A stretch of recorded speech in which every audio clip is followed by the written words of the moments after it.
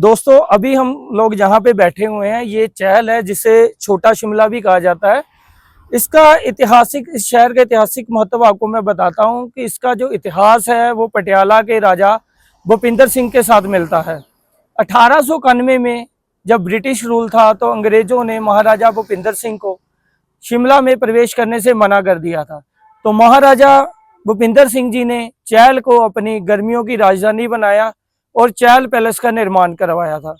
तब से ये सुंदरता, ये जो चहल है ये अपने शांत वातावरण के लिए प्रसिद्ध है, शुद्ध वातावरण के लिए प्रसिद्ध है और सबसे ऊंचा क्रिकेट का मैदान जो है वो भी आपको चहल में देखने को मिल जाएगा। क्या होता है कि जब हम लोग किसी भी शहर में जाते हैं तो कोशिश करते हैं अपने जो सब्सक्राइबर भाई हैं, अपने जो दोस्त हैं, मित्र हैं, उनको जो है उसके इतिहास के बारे में बताने की। तो चहल को छोटा शिमला भी इसीलिए कहा जाता था क्योंकि इसमें और आपको शिमला में कोई ज़्यादा डिफरेंस देखने को नहीं मिलेगा। वैसा ही शांत वातावरण है, वैसी ही ठंडक है, यहाँ पर सब कुछ वैसे का वैसा ही है। तो इसलिए लोग जो शिमला आते हैं विजिट करने के लिए तो वो चहल में भी विजिट करने जरूर आते हैं। हरा भरा ये जंगलों से भरा हुआ पूरा का पूरा एक शहर है। अभी मैं आपको दिखाता हूँ कि मेरे पीछे देखो आप, ये सारे के सारे पेड़ जो हैं बिहार के पेड़ हैं, देवदार जिसको कहते हैं, पॉपुलर के पेड़ हैं। ये इसका फर्नीचर बनता है। हम लोगों को शायद नहीं पता होगा लेकिन जो हमारे बुजुर्ग हैं, जो माता पिता हैं, उनको पता है कि जो बिहार की लकड़ी होती है ना उसका बना हुआ जो फर्नीचर है वो सालों साल चलता था। लेकिन अब क्या है कि यहाँ से बिहार को काटने की मनाही कर दी गई है सरकार की तरफ से। तो अब मार्केट में बहुत कम हमें बिहार की लकड़ी देखने को मिलेगी। अगर बिहार की लकड़ी देखने को मिलती भी है तो बड़ी हाई कॉस्ट में रहती है। तो इसलिए ये जो यहाँ पे जो अलौकिक दृश्य जिसको मैं कह सकता हूँ, एक शांत वातावरण में एक मनमोहक दृश्य जो है वो इन पेड़ों के कारण है, क्योंकि ये पूरा का पूरा जंगल जो है देवदार के प्लांट से ही भरा हुआ है। अब मैं आपको दिखाता हूँ इसकी पूरी बैकग्राउंड। ये देखिए दोस्तों, ये पूरा जहां तक आपकी नजर जाएगी ऊपर से लेके नीचे तक टेढ़े मेढ़े पहाड़ी रास्तों को कट करते हैं जब हम लोग, तो पूरी साइड ही साइड में हमें देवदार के पेड़ देखने को मिल जाएंगे। तो अभी हम लोग चहल में काली टिब्बा मंदिर में दर्शन करके आए थे। अभी हम लोग जा रहे हैं महाराजा भूपिंदर के द्वारा बनाए गए महल, जिसे हम लोग चहल पैलेस भी कहते हैं। तो वहाँ की आपको खासियत वहां जाकर भी बताऊंगा, लेकिन छोटी सी खासियत बता देता हूँ। इस पैलेस में 3 इडियट्स की शूटिंग भी हुई है, तो वहां पर जाके अभी हम लोग कंटिन्यू करेंगे। दूसरी है अपना बैड लक है, चहल का पैलेस देखने के लिए हम लोग गए थे। जैसे ही गेट के पास पहुंचे तो गार्ड ने बताया कि कोई काम अंदर मरम्मत का चल रहा है, रिपेयर चल रही है, जिसके कारण अभी जो पैलेस है वो बंद किया हुआ है। तो मे भी 2 घंटे के लिए बंद है, 3 घंटे के लिए बंद है, कुछ कह नहीं सकते। लेकिन फिलहाल हमें अंदर जाने से मना कर दिया। अभी हम लोग यहाँ से सीधा निकल रहे हैं कुफरी की तरफ। तो वहां पे जाके देखते हैं अब क्या मिलता है। कहीं ऐसा ही हुआ तो आज का तो पूरा दिन ही बेकार जाएगा। तो आई होप कि कुफरी का जो सीन है, जो कुफरी का जो विजिट करें वो अच्छा निकले। तो मिलते हैं फिर अभी कुफरी जाके। तो दोस्तों हम लोग चहल से निकल गए हैं, कुफरी की तरफ जा रहे हैं। तो तंग रास्ता है, जंगलों के बीच में से गाड़ियां जा रही हैं। तो देवदार के जैसे मैंने आपको बताया था सारे वही पेड़ है, उन्हीं रास्तों में से छोटा रास्ता है। सिंगल रोड होने की वजह से गाड़ी को धीरे धीरे चला रहे हैं। तो कई कबार थोड़ा मोड़ा जाम भी मिल रहा है, लेकिन फिर भी अगर आप आराम से गाड़ी चलाते हैं तो आपको कोई भी दिक्कत नहीं है। जैसे अगर आप ओवरटेक करें, ओवर स्पीड करें तो आपको दिक्कत हो सकती है। देखिए आप लोग भी जंगल का नजारा लीजिए, कैसे जंगल में से गाड़ियां निकल के जा रही हैं। ये देखो ऐसा रास्ता है जिसमें से HRTC की बसें भी आ रही हैं और टूरिस्ट भी आ रहे हैं, क्योंकि जो शिमला जा रहा है वो चहल इसी रोड से आ रहा है और जो चहल आया है वो शिमला इसी रोड से जा रहा है। तो ये मतलब कॉमन एक रास्ता है बसेस के लिए भी, गाड़ियों के लिए भी। तो ऐसे करके आपको पूरे जंगल जो है दिख जाएंगे। इतनी ज्यादा हरियाली है, मतलब ठंड लग रही है गाड़ी के अंदर भी, ऐसा यहाँ का जो है माहौल बना हुआ है। तो जैसे जैसे मुझे जो जो अच्छी अच्छी चीजें मिलती जाएंगी वो मैं आपको दिखाता जाऊंगा रास्ते में।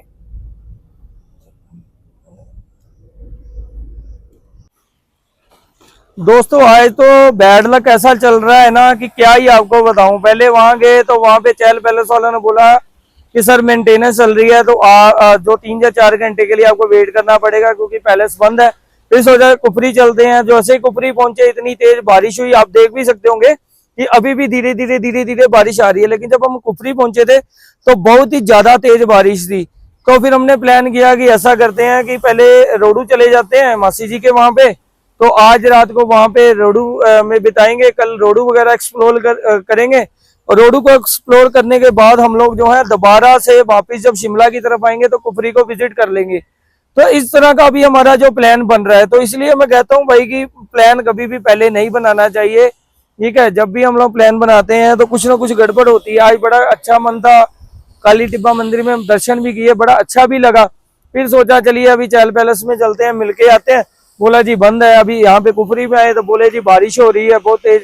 तो फिर हम लोग आगे निकल आए। हम लोग ठियोग जा रहे हैं। तो ठियोग में हम लोगों को ना एक छोटा सा फूड ब्लॉग बनाऊंगा, जो सिड्डू होता है हिमाचली ट्रेडिशनल ऊंचे पहाड़ी इलाकों में खाई जाती है, तो उसके ऊपर मैं बनाऊंगा। लेकिन वो ब्लॉग बिल्कुल अलग होगा। इस ब्लॉग के साथ हम लोग इसको कंटिन्यू नहीं करेंगे। तो ये ब्लॉग जो होगा ये सिर्फ ट्रैवल का होगा, या जो भी हम लोग एक्सप्लोर करेंगे, कोई हिस्टोरिकल प्लेसेस या कोई भी जो महत्वपूर्ण कोई जगहें होंगी तो उसको करेंगे। तो अब हम लोग निकल रहे हैं सीधा रोडू की तरफ। अब जो ड्राइव है वो दामाद जी चलाएंगे, मैं साइड में बैठ के आपको ट्रैवल के व्यू दूंगा।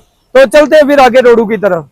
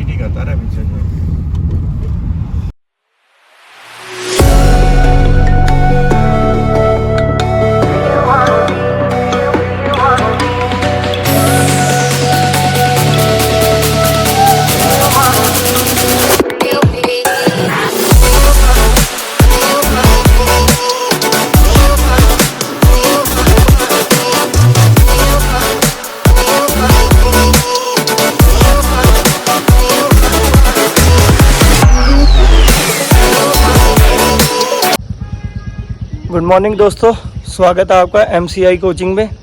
तो आज नया दिन है और दूसरा दिन है हिमाचल प्रदेश की इस पवित्र भूमि में। तो आज निकले थे सुबह हम लोग वॉक के ऊपर।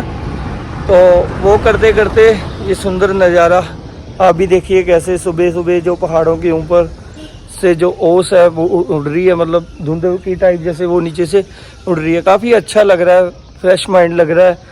पानी लेने आए थे। यहाँ पे नेचुरल वाटर रिसोर्सेज हैं जो पहाड़ों से निकल के आता है। पहाड़ों से निकल के जो ना जड़ी बूटियों से निकल के आने के कारण यहाँ के जो लोकल्स होते हैं ना उस पानी को पीते हैं, उसे कैंपर वगैरह में स्टोर कर लेते हैं ताकि पूरे दिन उसको यूटिलाइज कर सकें। अभी हम लोग गए थे पानी लेने के लिए। फिर मैंने वहाँ पे भी थोड़ा सा शॉट लेने की कोशिश की। कुछ पानी पहाड़ों से नीचे आ रहा था, लेकिन कुछ को क्या है एक पाइप लगाकर पानी को नीचे उतारा जा रहा था और उस पाइप से लोग जो थे वो अपने बर्तन बोतल जो भी उनके पास था वो सारा कुछ भर रहे थे। तो जाते जाते फिर मैं यहाँ पे रुक गया। तो आगे आगे जैसे जैसे जाता जाऊँगा वैसे वैसे आपको ब्लॉग को कंटिन्यू करता जाऊँगा। तो चलते हैं फिर, अभी पहले घर जाते हैं, उसके बाद फिर निकलते हैं नए सफ़र की तरफ।